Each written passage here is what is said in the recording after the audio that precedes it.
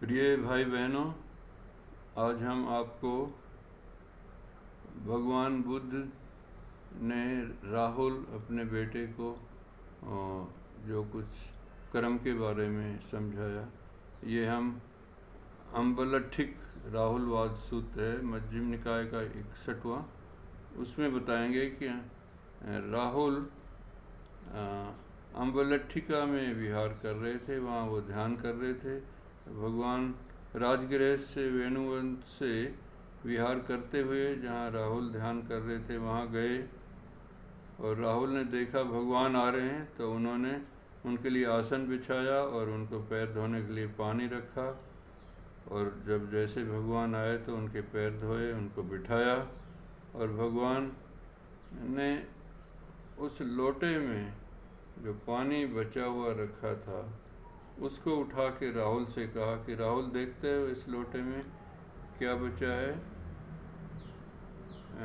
लोटे में इस थोड़े से बचे पानी को देखते हो? राहुल ने कहा, हाँ बनते। तो भगवान का राहुल, ऐसे ही जो उनका श्रवण भाव जो साधुता उनमें होती है, वो जानबूझकर झूठ बोलने में लज्जा नहीं करते। थोड़ी सी झूठ बच जाती फिर भी वो लज्जा करते हैं, जैसे थोड़ा पानी बच गया है। फिर भगवान ने उस पानी को फेंक दिया लोटे से और कहा कि अब इसको देखते हो? ऐसे ही उसमें जो लज्जा थी उसको फेंक देता है और फिर भी आदमी झूठ बोल लेता है। फिर भगवान उस लोटे को उल्टा करके राहुल से पूछते हैं, और तू सीधा करके देख, खाली देख रहे हो? हाँ भंते। ऐसा ही खाली तुच्छ उनका श्रवण भाव है, जिसको जानबूझकर झूठ बोलने में लज्जा नहीं है। जैसे राहुल हरीश समान एक जो हाथी होता है राजा का, वह संग्राम में हर तरह से लड़ता है, पीछे से भी, पैरों से भी, शरीर से भी, काय से भी, और सूंड को भी वो बेकाम रखता है। तो हाथीवान इसी तरह से विचार करता है।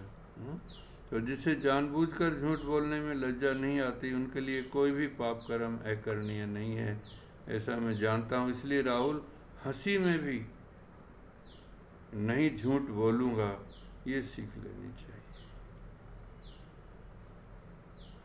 ऐसे राहुल देखकर काया से काम करना चाहिए कि मेरा कोई काय कर्म अपने लिए कोई पीड़ादायक ना बने। जो भी मैं कर्म करता हूँ वो दूसरों को भी कष्ट ना दे और दोनों के लिए भी कष्टदायक ना हो। कोई भी मैं अकुशल कार्य नहीं करूं जिससे मुझे दुख उत्पन्न हो, जो मेरे लिए दुख का कारण बने। यदि तू राहुल देखभाल कर, सोच विचार करके कि जो मैं ये काया से काम करना चाहता हूँ ये बुरा कर्म नहीं है, ऐसा तू सोच के कार्य करेगा तो तुझे कभी भी दुख नहीं होगा। जो मैं ये काया से काम करना चाहता हूँ ये काय कर्म न अपने लिए पीड़ादायक हो और न दूसरों के लिए, ये सोच के आप जो भी कर्म करेंगे वो ये सोच कर करेंगे। राहुल, काया से काम करते हुए भी काय कर्म का मैं सोच समझ के विचार करूँगा कि क्या जो मैं ये काम काया से कर रहा हूँ ये मेरे लिए पीड़ादायक तो नहीं होगा। यदि राहुल तू जाने में भी ऐसा करेगा ये कार्य अकुशल है, तो राहुल इस प्रकार के कार्य को छोड़ देना चाहिए। ये कार्य और ये कम कुशल है तो उस कार्य को करना चाहिए।